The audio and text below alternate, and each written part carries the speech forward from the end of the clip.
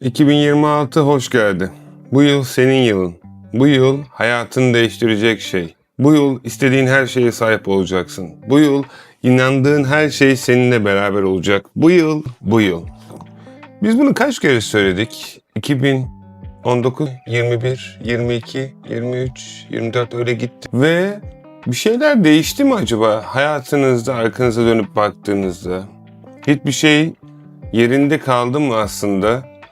Ya da verdiğimiz yılbaşına girerken diyet yapacağım, kilo vereceğim, daha iyi bir gözükürme sahip olacağım, daha çok para kazanacağım, kendi işimi kuracağım. Tüm hayallerimiz gerçekleşti mi? Kendimize bir dürüst olalım. Arkamıza dönüp baktığımızda. Nedenini söyleyeyim, eğer olmayanlar içinse hayırlısı öyle olsun diyelim. Fakat dün de bugünün yarınıydı, ne yapabildin? Mevlana'nın sevdiğim bir sözüdür. Okumanızı da tavsiye ederim. Faydalı olacağını düşündüğüm için farklı bir bakış açısıyla hayata bakmanızı sağlayacak. Eğer hayatınızda gelen yılların, geçen günlerin, kendinize tutamayacağınız şekilde verdiğiniz tonlarca sözlerin arka tarafındaki asıl sebebini, başarısızlığın özellikle sebebini bilmek istiyorsanız bu video 5 adımda size neden, nasıl ve nasıl çözeceğinizi anlatacak. Herkes kendine yeni yıla girerken güzel sözler verir. Şimdi şunu anlamak lazım. Zaman kavramı diye bir kavram yok benim bakış açıma göre. Zaman sadece insanların belirli süreçleri takip edebilmek adına koymuş olduğu matematiksel numaralar. Yani 2026'ya girerken bir yılbaşı heyecanıyla güzel, işte bu sene benim senem diye girmek yerine benim önerim her günü doğum günüymüş gibi, yılbaşıymış gibi, kutladığınız bir günmüş gibi yaşamaya odaklanın. Çünkü aldığımız her nefes bize zaten bunu fazlasıyla sağlıyor. Bazen gerçekten hayat zor olabilir. Bu süreçler bizi yorabilir. Fakat arkamıza baktığımızda bakış açımız ve hayata olan tutumlu yaklaşımımız çok şey değiştirecektir. Konuyu uzatmayalım. Size direkt neler yapmanız gerektiğini anlatacağım. 1. Kafanızda inandığınız bir şey gerçek olabilir. Şimdi buna diyebilirsiniz ki ben inanıyorum. İnanıyorsun fakat unutuyorsun. Bunu da 2026'ya girerken unutmaman için hayallerini, sevdiğin şeylerini ve orada olduğun şeyleri nasıl resmederek karşımda tut. Şimdi birinci önerim, ben yaptım zamanında ama ben biraz daha kapaklarda kullanıyorum. Arkadaşlar ben açıklamada linkini veriyorum ama isterseniz ücretsiz de kullanabilirsiniz.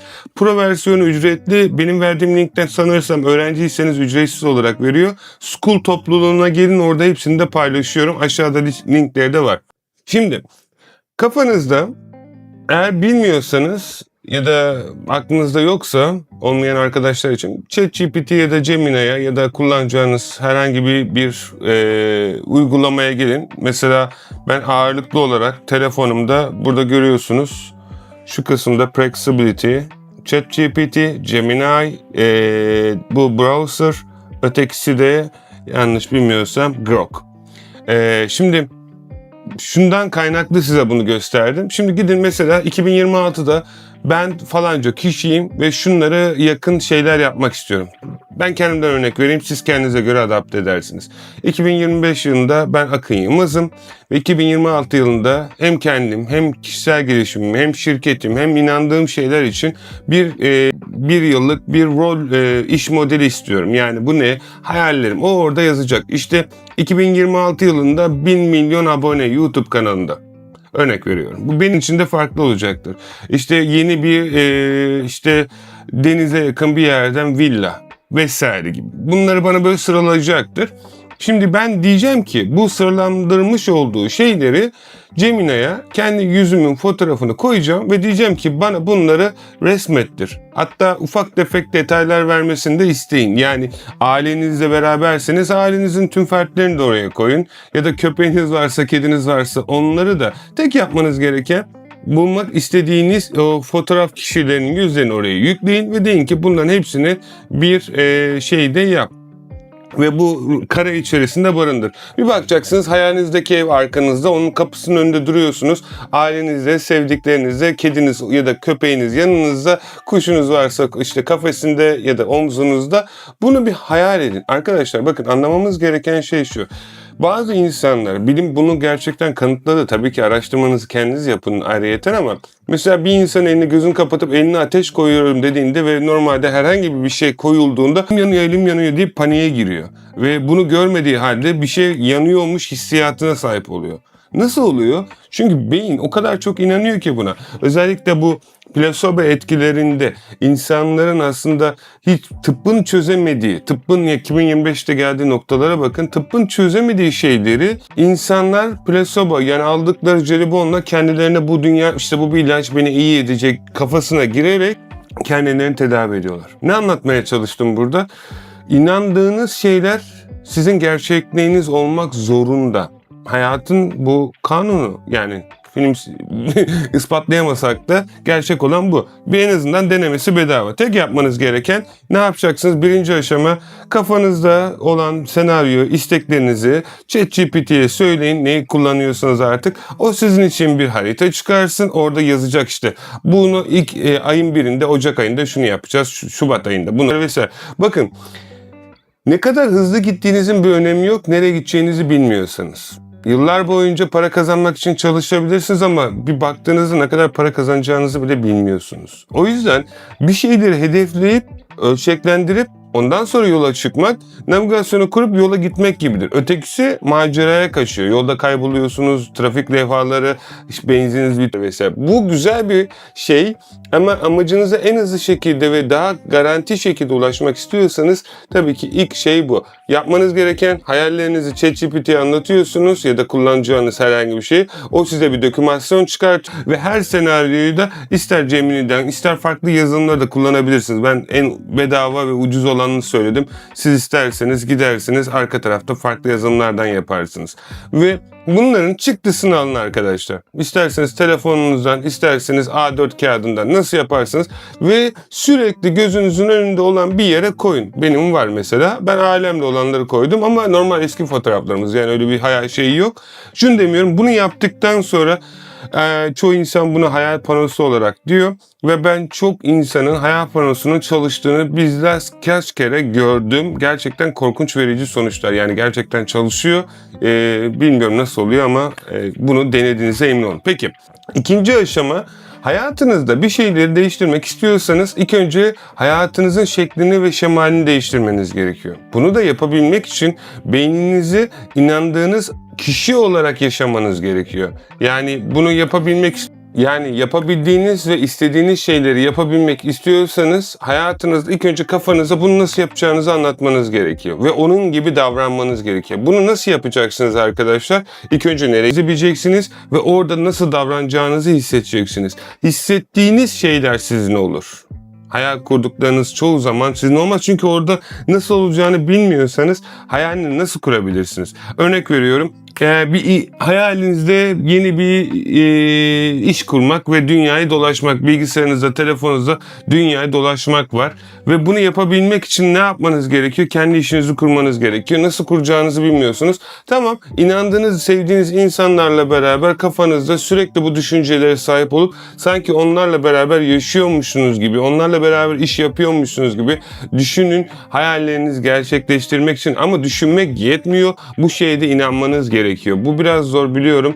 Olmayan bir şeyi nasıl varmış gibi hissedebilirsiniz. Aslında bu da beyninizin en önemli gücü. Bu bizde mümkün olan bir gerçek. Fakat buna ulaşmak gerçekten hayatımızın yaşadığı bu 7/24 sürekli bir yerden bir yere koşturma, erteleme, geç kalma, sürekli bir şeylere yetişme duygusundan çıkıp kendinizi sisteme odakladığınızda inandığınız şeylerin nasıl gerçekleşeceğine emin olacaksınız. Zaten yazarsınız yorumlarda. Peki üçüncü madde bence evrenin bana göre 36-37 yaşıma giriyorum bu ayın sonunda.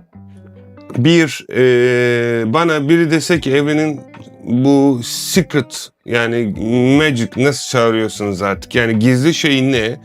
Tek diyebileceğim şey durgun bir düşünce beyni. Bu mecazi anlamda da olabiliyor. Maddede de şu anlamda söylüyorum. Arkadaşlar insanlar neden bana göre o kadar insanı yani hem kendi hayatımda hem çalıştığım yüzlerce insanla beraber baktığımda başarısızlığının bir sebebi olduğunu görüyorum. Hep bir şeyleri sonsuz şekilde saldırıyor. Yani şu şekilde saldırıyor ama nasıl saldırıyor biliyor musunuz? Her şeyi o kadar çok koşturuyor ki şunu yapmam lazım, bunu yapmam lazım. Yoğun görünmek, iş adamı ya da iş kadını ya da iş insanı gibi görünmek istiyor. Ya da ne bileyim, bunlar da güzel şeyler yani, bu duygular. Fakat asıl olay burada şu. Bu kadar koşuşturmacının arasında en büyük avı kaçırıyorlar, fark etmiyorlar. Çünkü en büyük av da ona doğru geliyor. Fakat o ufak avlarla uğraşıyor. Ne demeye çalışıyor? Düşünceleriniz durduğunda evren sizin için konuşur. Bunu nasıl anlatabilirim? Türkçe'ye hangi dilde anlatabilirim onu da bilmiyorum. Fakat düşüncelerinizi durdurmak demek kaygıyı, korkuyu, aceleyi, hayatta her şeyi koşturmayı, saldırmayı, her şeyi kendi başına başarmayı ya da her şeyi yapabileceğin düşüncesi tamamen sizden koptuğunda ve siz evrenle bir olduğunuzda, evrenle bir olmak demek yaptığınız her şeyin evrenin faydasına ve hayrına olacak şekilde evrene güvenerek evrenle beraber yapmak. Yani ufak bir örnek vermeme izin verin. Uçan kuşlara bakın. Ben bu örneği çok veririm ama uçan kuşlar yemek bulmak için ceplerinde bir ceket ya da bir delik bir şey yoktur, değil mi? Uçarlar, gittikleri ya da uçtukları yerde rızıklarını bulurlar, yerler, yine tekrar uçarlar. İnsan o cebine ufak bir para almadan dışarı çıkamıyor. Tabii günümüz hayatı bize bunu gerektirdi. Fakat anlatmaya çalıştığım şey böyle bir güvenç. Ben nasıl olsa başarırım. Çünkü Allah yanımda ya da neye inanıyorsanız. Zaten başaracağım. Zaten bu benim yaptığım şey sistemle beraber çalışıyor. Kendinize bu inancı benimsediğinizde sistem zaten sizin için yapacak. Ben nasıl başardım diye merak ediyorsanız arkada tek şey şu. Yaptığım şey insanlığa faydalı olacaktı. Bunun için çalıştım. Para kazanmaya odaklanmadım. İnsanlara para kazandırmaya odaklandıktan sonra ve onlar da o paraları kazandıktan sonra ben para kazanmaya başladım. Şunu fark ettim. Ne kadar daha çok kazandırırsam o kadar daha çok şans, bereket ve mutluluk ve diğer şeyler geliyor. Bu da aklınızda olsun. Ufak bir not, kanala abone değilseniz abone olup böyle güzel içerikleri beğeniyorsanız beğendiğinize emin olun. Yorumda da düşünceleriniz varsa lütfen benimle paylaşın. Çünkü onların hepsini okuyorum ve benim için çok değerli. Düşüncelerinizi çok merak ediyorum. 4. aşama. Eğer bu sene hayatınızda 1 milyon pound gibi bir para kazanıp emekli olma gibi bir hayaliniz varsa yapmanız gereken şey ne? Hemen yazılımlar, eğitimler, kurslar almak değil. Hayır. İlk önce nerede olduğunuzun farkına varmak. Bunu da gerçekleştirebilmek için ne istediğinizi bilmeniz gerekiyor. Bakın, bir matematik yapalım. İnsanların bence başarısızlığı eğitim eksikliğinden, düşüncelerinden ya da kendine inançlarından ya da spiritüel anlamda kendini tam hissetmemelerinden kaynaklı değil. Nasıl yapacaklarını bilmemelerinden. Anlattığım en baştaki ikinci nasıl. Şimdi bir insana 1 milyon pound kazanmayı nasıl yapılacağını söylerseniz size imkansız olduğunun 1000 tane daha formülünü bulur. Belki 1 milyondan fazla. Sebebi ne? Çünkü o parayı kazanacağına dair bir bilgisi yok. Kendine bunu yapabileceğini düşünmüyor. Bunu yapanların hepsinin dolandırıcı olduğunu düşünüyor ki baktığımızda bizim ülkemizin geçmişine böyle şeyler yapan binlerce insanla da karşılaştığımız için halkımızın bunu böyle algılandırması çok doğru. Fakat herkes de aynı şey olacak anlamına da gelmiyor. Şimdi böyle yapan insanların portföyüne baktığımızda biz ne oluyor? Genel olarak hani bu insanlar hep bize böyle gösterdi. Böyle yapmazsak böyle olmaz. Böyle bir dünya yok arkadaşlar. Dünyanın en zenginlerine ya da başarılı iş adamlarına bakın. Böyle bir şey mi yapmışlar? Bir fikir sizi milyoner edebilir. Tek odaklanmanız gereken bence şey bu. Peki bilmediği, nasıl yapılacağını bilmeyen arkadaş nasıl çözecek? İlk önce şunu anlaması gerekiyor. 1 milyon pound kazanmak ya da 1 milyon dolar neyse hayaliniz ya da 10 milyon, artık bu rakamı size bırakıyorum. Bunun amacı özgürlüğümüzü kazanmak için, şu kadar kazandım, bu kadar para kazandığım için değil, bu para sizi ekonomik olarak özgür eder ve istediğiniz hayatı yaşamanıza olanak sağlar. Ben buna odaklanıyorum. Çünkü bu olanaklar size sağlandığında kendi hayatınızı ve kendinizi yeniden keşfedecek, insanlarla, hayvanlarla, doğayla daha fazla iç içe, ailenizle, sevdiklerinizle ve kendinizi bulma sürecinde çok daha farklı boyutlara geleceksiniz. 1 milyon pound'u baktığınızda bir yılda kazanacaksanız 365 güne günü bölmeniz gerekiyor. Bu da ortalama olarak günlük kazancınızın 2780 gibi bir para, yani 3000 pound diyelim yuvarlak hesap. Günlük 3000 pound para kazanmanız gerekecek. Ben 3000 pound kazanamam. Neden? Ben kazandım. Benden ne eksiğim var? Diğerleri kazanıyor. Onlardan ne eksiğim var? Ya 3000 pound günlük kazanılır mı? Eğitime girin, izleyin. Oradan ben hesaplarını gösteriyorum. Ücretsiz kayıt olmak için aşağıda hepsinin linkini de paylaşıyorum. Oradan bakarsınız. Yani anlatmaya çalıştığım şey, henüz nasıl o parayı kazanacağınızı bilmiyorsunuz. Bu parayı kazanamam.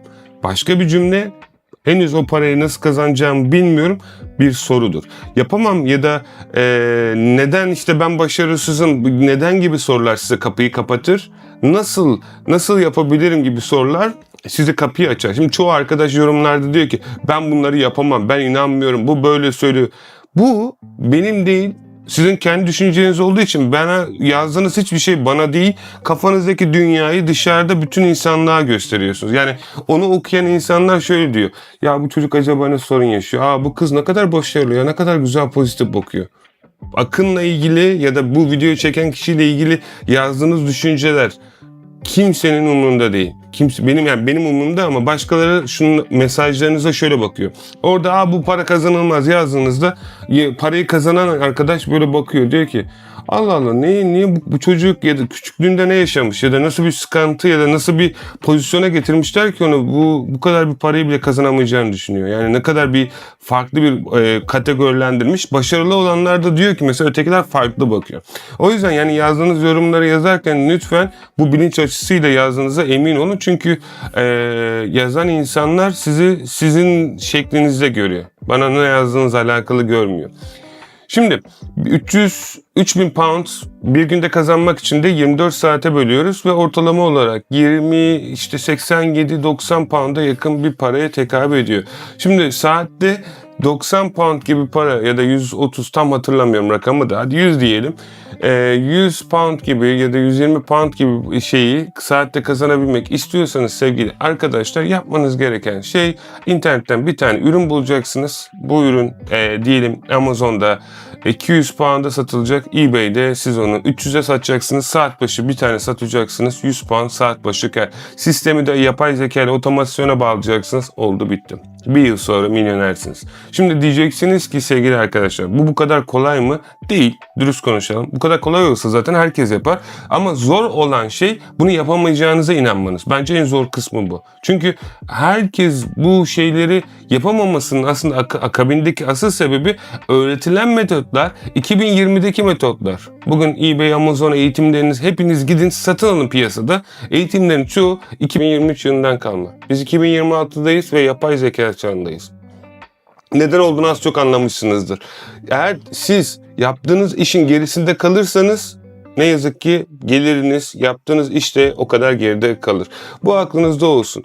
4. ve 5. son maddeye geçerken 2026 sizin için ne anlam ifade ediyor? Benim için hiçbir şey ifade etmiyor. Çünkü geleceğe odaklanarak yaşamak güzel bir şey. Geçmişteki şeylere bakarak ders almak güzel bir şey. Ama ben 2026'da şunu yapacağım. İşte bu olacak benim burcum kova burçları çok şanslı, kova çağı geldi. Arkadaşlar bir tane sevdiğim arkadaşımın bana güzel bir sözü var. Onu da çok severim, buradan selam olsun. Derler ki yıldızların hareketlerine göre insanın hayatı belirlenir. Hani işte moraliniz bozuk olur, moraliniz iyi olur, şanslı hissedersiniz. Yıldız. O bana dedi ki öyle bir evren gibi ol ki sen nasıl olursan yıldızlar ona göre şekillensin. Yani sen yıldızlara odaklı değil, yıldızlar sana odaklı yaşasın. Bence yıldız haritaları ya da böyle şeylere bakarken hep bu aklınızda olsun. Demiyorum ki bu şeyler yalan yanlış. Sadece demeye çalıştığım şey kontrol ve evrenin siz olduğunu, sistemle bir olduğunuzu anladığınızda işleriniz, hayatınız nasıl böyle kaymaktan akar gibi açılacağını anlayacaksınız. O yüzden diyorum ki 2026'da ben öyle umutlu şeyler. Hayır, zaten bugün öyle. Şu an öyle. Yarın da daha iyi olması için çalışacağız. Fakat buna inanarak yaşayacağız. Ya da geçmişin kaygılarıyla ben geçmişte şunu yaptım, bunun kalbini kırdım. Yaptıysan yaptın. Oldu bitti. Onun öğrenmesi gereken şey oymuş. Senin öğrenmen gereken şey buymuş. Hakkını ver, helalleş, kendi içinde gönder gitsin. Ve yeni ufuklara yol aç. Geçmişin yüklerinden kurtulmadıkça yukarı doğru çıkamazsınız. O yüzden 5. aşamada geçmişte ne çalışmadıysa, ne başaramadıysanız bırakın kalsın.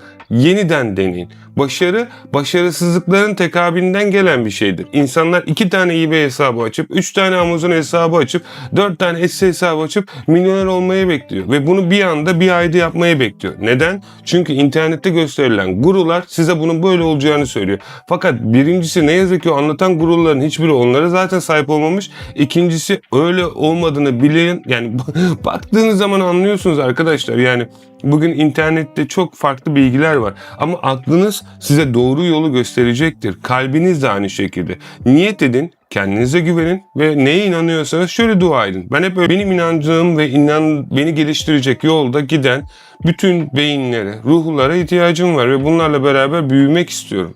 Bu yani inandığım bir yol var. Zaten biliyorum hangi yolda olduğumu, nereye gittiğimi ve o yolda eşlik edecek güzel insanları, güzel ruhları istiyorum. Güzel bilgi kainleri ya da bunun gibi şeyleri istiyorum. Sizin gibi güzel insanları istiyorum. Ve hepiniz bana güzel şeyler öğretiyorsunuz. Ben de aynı şekilde elimden geldiğince bir o kadarını sizinle tekrardan paylaşmaya çalışıyorum. Bu videoyu niye çekiyorum? Hayatınızı yarınlara bağlayarak yaşamayın. Bu şeyi izledikten sonra aşağıda gidin School'a kayıt olun. Ücretsiz benim verdiğim eğitimleri izleyin. Eğer ayın ikisinde, yani 2 gün sonra kamp başlayacak ve kampa gelin. Orada size anlattığım bütün süreçleri ben uygulama olarak göstereceğim. Tek yapmanız gereken videoyu beğenip kanala abone olup yorumlarda düşüncenizi paylaşın. Linki paylaşacağım. Uzun bir sene oldu benim için 2025. Yani bu zaman dilimi bana çok şey öğretti ve çok güzel şeyler tecrübe ettim. Çok güzel insanlarla tanıştım. Şanslı ya da şanssız diye adlandırmak istemiyorum ama gerçekten hakkını verdiğim bir yıl olduğunu düşünüyorum ve sizin de öyle olduğunu inanıyorum. İnşallah da daha iyisidir hatta. Şimdi 2026'ya giderken kendinize dediğim şeyleri yapın ama fazla söz vermeyin. İşte bu sene 10 tane şunu yapacağım. 10 tane. Hayal gücünüze sınır koyun demiyorum. Demek istediğim şey, hepsini bir anda yapamayacağınızı, teknik olarak insanız, hepsini kategorize edin. Hayaliniz sonsuz olsun. Yani ayaklarınız yerde, bakışlarınız gökyüzünün sonunda olsun. O kadar sınırsız olsun.